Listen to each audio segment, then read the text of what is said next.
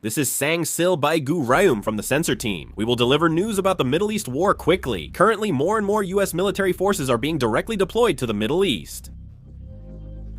Reports say the 160th SOAR 75th Ranger Regiment Delta Force, SEAL Team, and 3rd Infantry Division are deploying to the Middle East. This is Tehran. At a science university in Tehran, a renowned scholar and professor died along with his 2 children in a joint attack by the US and Israel. This person is said to be Professor Saeed Shamagri. This is the Khorramshahr area. There was an attack by Israeli forces in this region. This is Tel Aviv, Israel. A powerful explosion occurred south of Tel Aviv.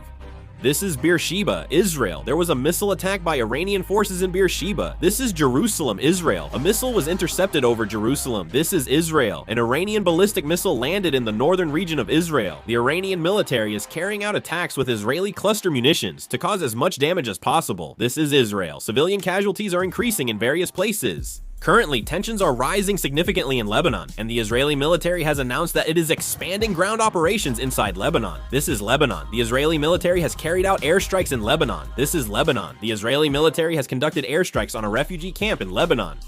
This is Erbil, Iraq. The US military's CRAM system was seen operating in Erbil. A drone intercepted over the city crashed into a house, causing damage.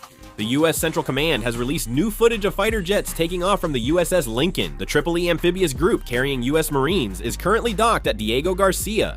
Lloyd's List Intelligence reported Monday that at least 2 ships passing through the Strait of Hormuz have paid Iran's transit fees, noting more merchant ships are detouring into Iranian territorial waters through the so-called Tehran toll collection point.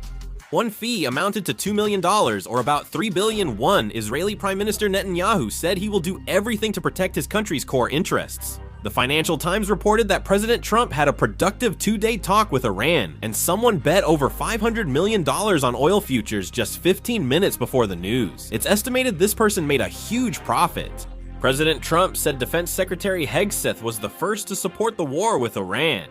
Mohsen Reza, a top Iranian official recently named military advisor to Supreme Leader Mojtaba Khamenei, said they would answer President Trump's threat to attack Iran's power facilities with an eye for an eye, a tooth for a tooth. He added that the United States would eventually leave the Gulf. He said the war would continue until there is a guarantee that interference in internal affairs will stop.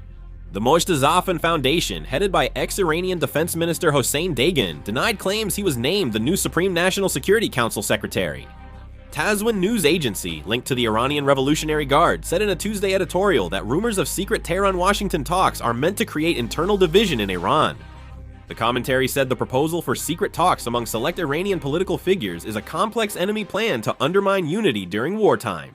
Prime Minister Kaichi announced that Japan plans to begin releasing crude oil stockpiled domestically by the end of March. In a lengthy statement posted on X, Prime Minister Kaichi announced that the government will start releasing national reserves from March 26.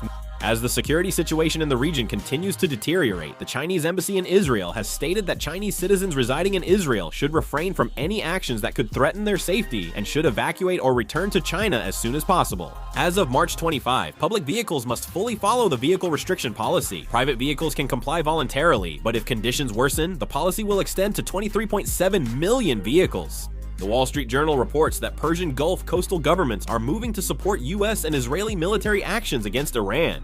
The report says countries like Saudi Arabia and the United Arab Emirates may deepen their involvement in the conflict after Iran's attacks on regional energy and shipping infrastructure. Saudi Arabia has allowed the US military to use major air bases to support operations related to the war, and the United Arab Emirates has begun targeting Iranian-linked financial and commercial networks within its own country. Ursula von der Leyen, president of the European Commission, said Tuesday it's time to negotiate an end to hostilities with Iran, stressing the conflict is seriously affecting the global economy. If more news comes, I'll make and upload another video. That's all for now. Thank you.